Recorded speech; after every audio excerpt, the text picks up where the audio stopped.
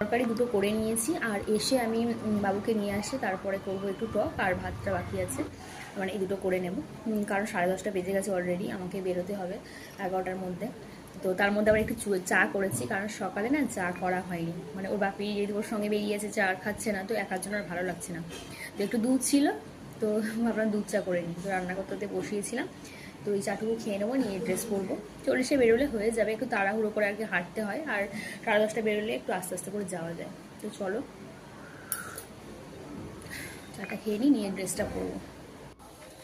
তো দেখো এবার বেরিয়ে গেছে, আর প্রচণ্ড রোদ, ছাতাটা তার জন্য টাঙিয়ে নিয়েছি। তো রাস্তায় এখন সেভাবে কেউই নেই, মানে এই সময়তে সবার এক্সাম চলছে, তো তাই আর কি। তো এই জায়গাগুলো না আগে পুরোটাই মাঠ ছিল, পরে মাটি টাটি ফেলে এই যে স্কুলের ভ্যানগুলো এখানেই দাঁড়িয়ে থাকে, স্কুল গাড়িগুলো, কারণ অনেক অনেক স্টুডেন্ট আছে যা ধরো দূর থেকে গাড়ি টাড়ি যারা বুক করে নিয়ে আসে, তো গাড়িগুলো তো আর যায় না, তো তখন রাখার তো জায়গা দিতে হবে, তো পরে ওইগুলো চওড়া করেছে আর কি। আর এই দুটো সাইডে জল এই রাস্তাতে প্রতিবার বর্ষার সময় ওঠে, আর এইবারে তো প্রচুর জল উঠেছে, হাঁটুর পুরো হাঁটু পর্যন্ত কিন্তু অনেকটাই জল উঠে গেছিলো রাস্তা দিয়ে, এদিকে কেউ যেতে পারতো না। তো এই যে এখন বাড়িও চলে এসেছি আমরা টোটো করে, আর এসে যে দেখছি কেমন কি এক্সাম দিয়েছে, আর ওকে এসে যদি কোনো কোশ্চেন জিজ্ঞেস করি যে কেমন কি দিয়েছে, এটা কী করেছিস, বলবে আমি যা করেছি আমাকে আর বলবে না। আর আমি তো দেখো জিজ্ঞেস করবোই কেমন, মানে কী করেছে না করেছে, কোনটা ভুল করেছে, আর ও কিছুতেই বলতে চাইবে না, তাড়াতাড়ি করে এসে কার্টুন দেখার জন্য ব্যস্ত হয়ে যাবে।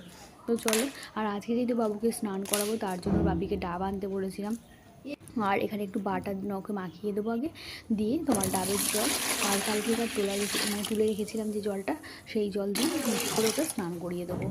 তো এখন একটুখানি ফল টল কাটছিলাম আর কি। তো যাই হোক, ওকে ভাতও দিয়ে দিয়েছি, ও খেয়ে নিয়েছে, আর এখানে একটু ফল টল কাটছি, বাপিও প্রায় চলেই এসছে, ফোন করছিল। তো তারপরে দেখো দুপুরে খাওয়া দাওয়া আমি আর বাকি আছে খেতে, তো বাবুকে ফলটা দিয়ে দেবো, আর তারপর ওর বাকি আর আমি খেয়ে নেবো। আর ওকে স্নান করে নিয়েছি কয়েকদিন পর, তো অনেক কদিন পরে, তার জন্য আজকে অতটা জলে দিইনি, অল্প একটু জল দিয়েছি। তো দেখি কি নিয়ে এসছে প্যাকেটের মধ্যে।